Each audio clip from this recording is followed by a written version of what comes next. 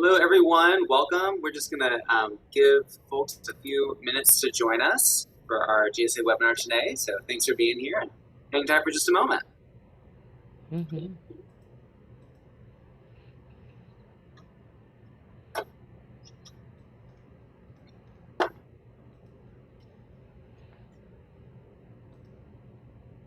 And if you're just joining us for our GSA webinar, hang tight. We're just going to give folks a couple moments to join us. Thanks for being here.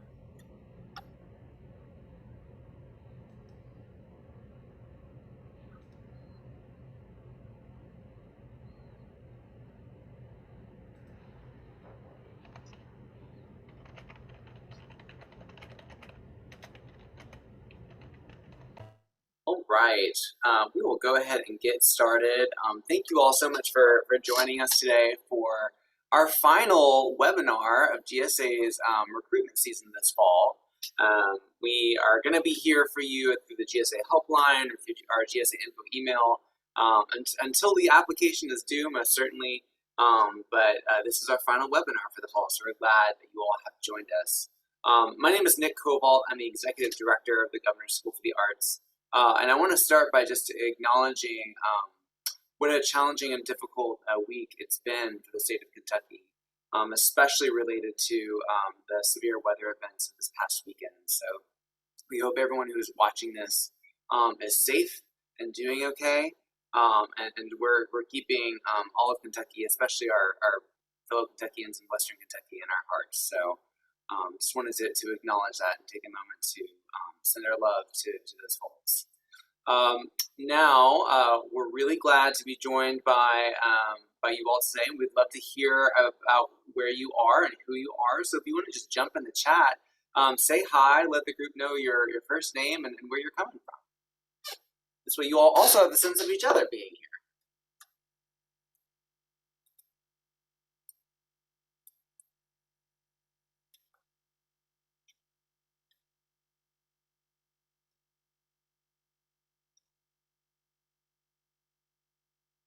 Hello, Ayub. I know you all have been hit hard there. I hope you're doing all right. Hi, Bethany, Lennon, Abigail, all the way from Paintsville. That's awesome. We got Eastern Kentucky represented. That's fantastic. All right, Luthia. Fantastic. I'm also going to launch a poll really quickly, just so we can learn a little bit more about you and you can learn a little bit more about each other. So we're also just curious to know, are you a student? Are you a parent? Are you an educator? What art forms are you most interested in for GSA? Have you attended one of these sessions before? And have you applied to GSA before?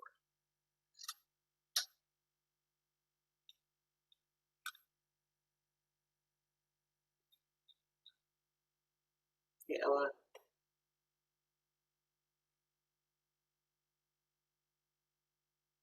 Right. Thank you all. Give me just one moment. All right, let's see what we got here. So it looks like we've got a lot of students who are currently eligible to apply for GSA. So good for you for taking admission and joining us today and taking your application in your own hands. We're really glad to have some parents, guardians, family members of potential GSA applicants.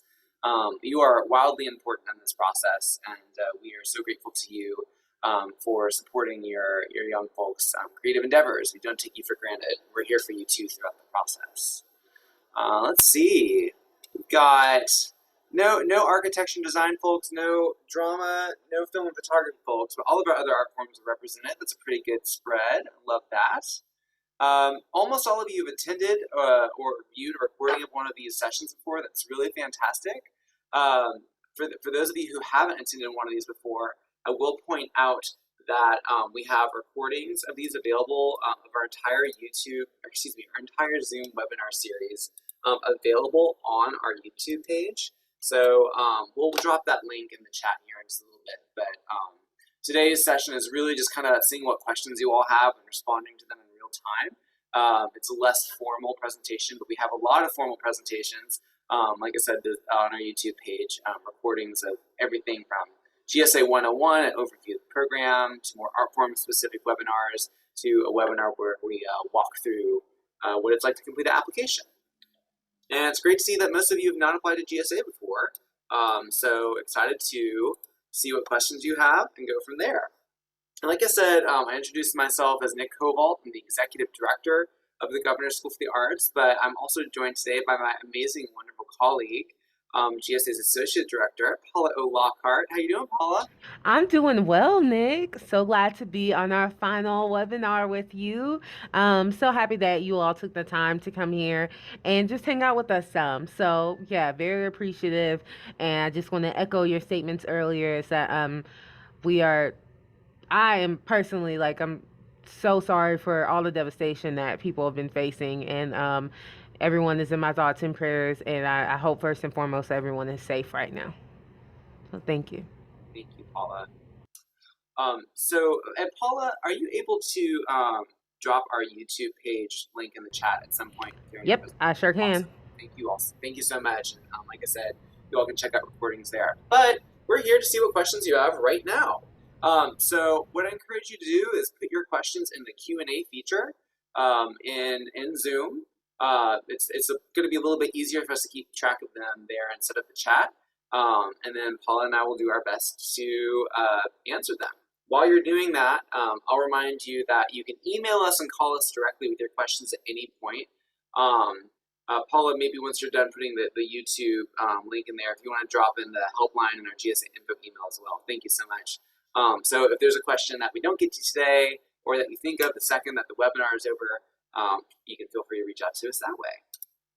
All right. So I see we have our first question.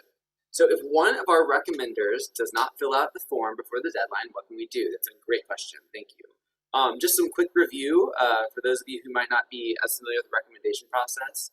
Every applicant identifies two recommenders, preferably someone who knows the student artistically, but it's totally okay if not. And the student will put those recommenders' email addresses in their application, and then a form will be auto-generated and sent to the recommender by the application portal. So really once you put their email address in, it's up to the recommender to check their email, get that form, fill it out. It should probably take them 5 minutes, and then submit that on your behalf. So this question raises a really good point.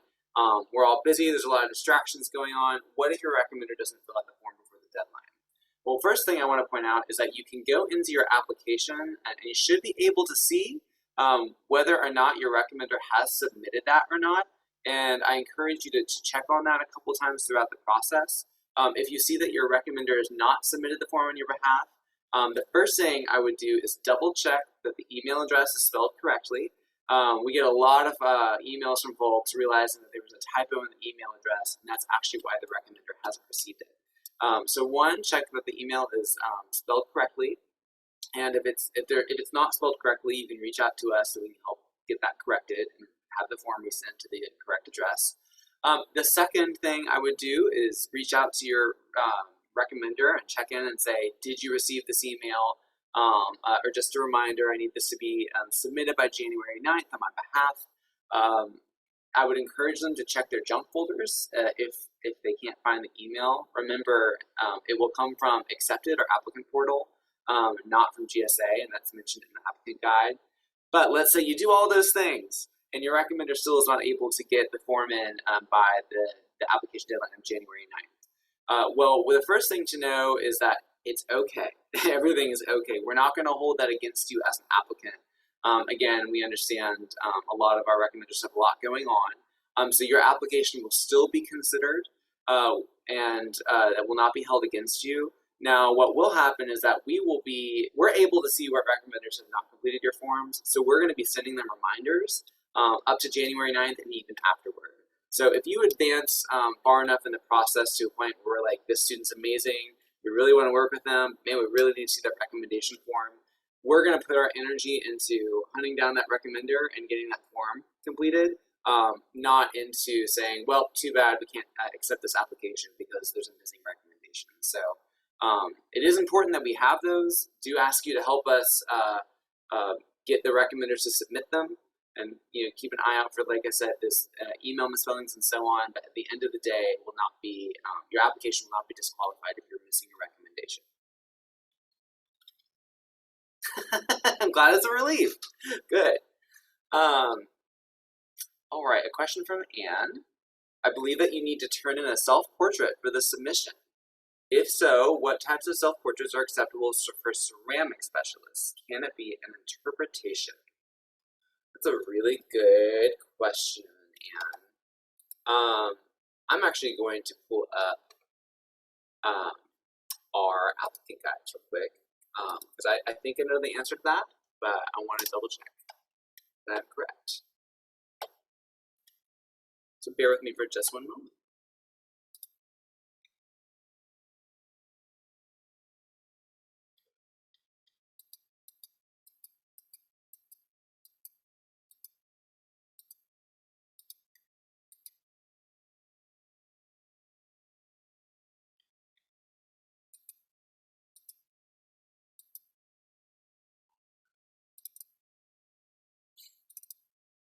So Anne, I believe your question is specific to visual art, potentially architecture and design. And you are correct that for, and I'm going to speak specifically to visual art, and if anyone wants me to speak to another art form, just let us know in the Q&A. But for visual art, there are certain required pieces in your portfolio. And I'm actually going to share my screen here, and we're going to look at the visual art applicant guide together. So we are actually in the visual art applicant guide right now. And as you can see, every visual art portfolio requires 4 pieces that are the same, and then there's an additional 3 other pieces that are up to the applicant's choice. We do require an object study or a still life, a self-portrait, an environment or landscape, and a 3-dimensional piece made from recycled or found materials. And we have a more specific prompt about that below. If you'll see down here in the 3rd bullet point, the self-portrait can be 3D as long as it is done from direct observation. And if you do submit a 3D self-portrait, you still have to submit that second 3D piece mentioned up here in this bullet point here. But Anne, to answer your question about can it be an interpretation, so this is, I think, a great example of where we have guidelines, but not necessarily hard and fast black or white rules. And this is kind of where creative interpretation, I think, can come into play. We are really interested in these 4 required portfolio pieces being done from direct observation. So that means you're looking at yourself in a mirror, as opposed to maybe like looking at yourself, looking at a photo or something like that. You are looking directly at the object that you're portraying. I think beyond that, if there is artistic interpretation of what you take from that direct observation and into the piece, that is totally something that we're interested in seeing. If you go to look at our criteria, realism is not one of them necessarily, but we are interested in things like originality and creative voice. So I would imagine if there is some level of artistic interpretation in that 3D self-portrait, that could be a real opportunity for an applicant to showcase themselves in that piece of criteria. So I know that's a little bit of a vague answer, but that's because we're interested in seeing what choices our applicants make. But certainly, it does not necessarily just have to be the most realistic ceramic self-portrait we've ever seen. We are much more open to different interpretations than that. I hope that answers your question, Anne. Let me know if it didn't. I'm gonna answer a question. Alicia says, when you submit scale videos and the prepared solos, what scales and solos are we supposed to play? So that is different depending on what the instrument is that you are playing. However, if you look in the instrumental music applicant guide, it tells you based on like either woodwinds or brass or like piano, what are the scales you need to play. So I would refer back to the applicant guide in that aspect. Absolutely.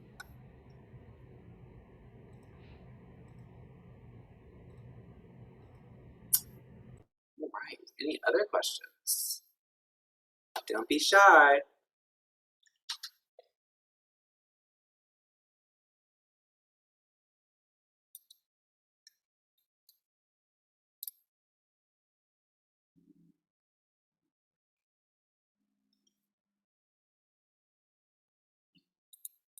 right, we'll give you all just a few more minutes here, a few more seconds to see if there are any other questions. It could be that everyone's feeling pretty good.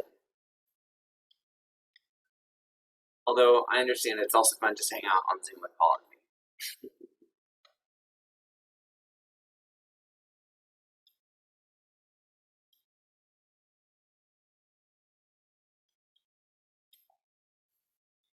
I will say, just as a reminder, the application is due on January 9th.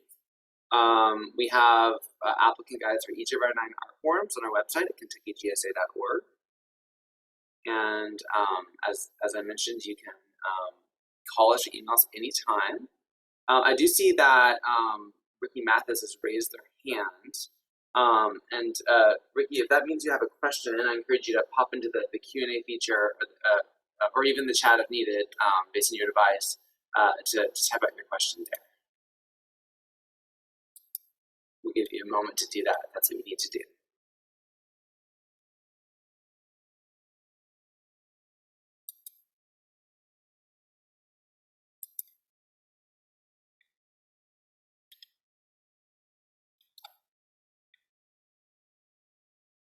Sure, Ricky. Ricky says, I'm a little late. Can you give a brief summary of what GSA is? Paula, if you don't mind putting those links back in the chat just in case they didn't populate when Ricky joined. So Ricky, one thing, we're putting links to our YouTube page in the chat. We have recordings of all of our webinars from this past fall on there. So just so you know, there's a GSA 101 webinar that we do that's a really in-depth overview of the summer program and what it is. That will definitely give you more detail. But just to give you a brief summary, the Governor's School for the Arts is a residential summer program for rising high school juniors and seniors. So we usually see an applicant pool between 12 to 1,400 people for what are this year a little over 500 spots. We actually just doubled in size, which is really exciting. We've been about 250 for the past few years. We'll be accepting a little over 500 this year. I mentioned it's residential. The program does take place on a college campus. Most recently, we've been at the University of Kentucky in Lexington. So accepted students actually come and live in a residential hall on campus with GSA faculty and staff for 3 weeks. There's no visitation or anything like that, and they experience an intensive, rigorous, but very fun program that's an immersive experience in one of the 9 art forms they attend GSA for. Our art forms range from architecture and design to dance to creative writing to visual art and everything in between just about. And for attending the summer program, students receive access to scholarships at about 30 colleges and universities, as well as other alumni resources for the program. And most importantly, I think the program's tuition free. So we're very proud to offer that program tuition free. So Ricky, if you have any more specific questions, let us know, but also really encourage you to check out those recordings on our YouTube page. I think they'll be really helpful. All right. We have a question about posting the productions, monologues, when you advise the basically the list of things you should avoid. I just recommend that you refer back to the applicant guide because that's going to have the best information for you on that regard. I don't know how beneficial it will be for us right now to post all of those things, so I would just refer back to your applicant guide. Yeah, and I'll thank you, Paula, and I'll point out too that for musical theater in the applicant guide, there's a short list of shows I think that they recommend avoiding. For drama, there is a link to another website with recommendations of maybe some monologues or shows to avoid. For vocal performance or our vocal music program, I don't actually believe we have a list like that, and that's because the adjudicators or the reviewers in that art form don't really feel like one is necessary. So. For vocal music, I don't know that list exists, but yeah, like Paul said, check out the applicant guide. When do we know if we have advanced to the final round? That's an excellent question. So, the GSA finalists will be announced on February 18th, 2022. In that news, you will receive a message either way from Accepted, letting you know if you've advanced or not. So you'll find the information there, and then you'll get more information about final round auditions. Thank you. And I see a question from Thea. Are there things in the visual arts portion that are looked at and strongly liked by directors or that are strongly encouraged? For example, do we like it more color is used as a black and white? And that's a really good question. I don't have a very specific answer for you because again, we're really eager in seeing what our students want to submit, what they're passionate about. So I'll refer you to a couple resources as you're helping choose what to include in your portfolio, right? If you've got work that's really colorful but also black and white, and you're trying to choose, do I submit just one or the other or some of both? I want to refer you to and this is applicable for all art forms, the criteria listed in the applicant guide. So again, the criteria, it's going to be, I think, the fourth section of each applicant guide. That is literally what the application is being scored on. So I would look at that criteria and ask yourself, as you're looking at all the work you're trying to choose from, which showcases my abilities in the strongest and I would say most diverse way possible. There's questions about breadth and depth there. How are you balancing showing us the depth of your work, but also kind of all that you're capable of, and through the lens of those criteria. So read those criteria, think about your work through kind of the lens of those. And then I also really want to encourage you, Thea, if you haven't already, to review the recording of our visual art webinar that we did back in November with a gentleman named Matt Gaddy. He's one of the people who will actually be reviewing the visual art applications. And we talk a lot about that in terms of how to choose your pieces and best ways of thinking about it. So there's really not going to be a right or wrong choice, but there are stronger and weaker ways of thinking about the decision-making process. So Gaddy speaks to it so well in that webinar that I think the best way it's going to be better for you to go back and listen to his words in that recording than to hear mine. Thank you for the question. I see a question about recording yourself. The video should be upright, not sideways. So that means that when you are recording, yes, just make sure that your phone is upright and not horizontal. Yeah, and I would say I think we're less concerned about whether you're in landscape or what's the other one, portrait. Yeah.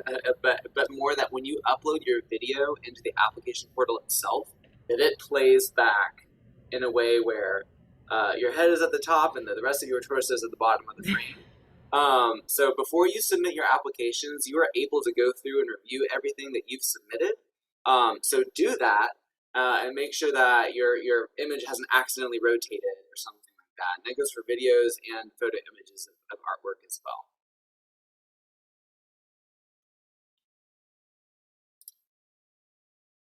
Great question.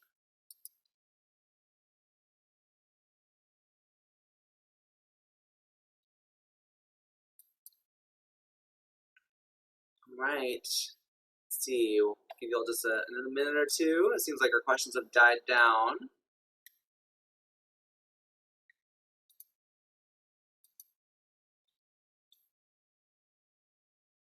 Right.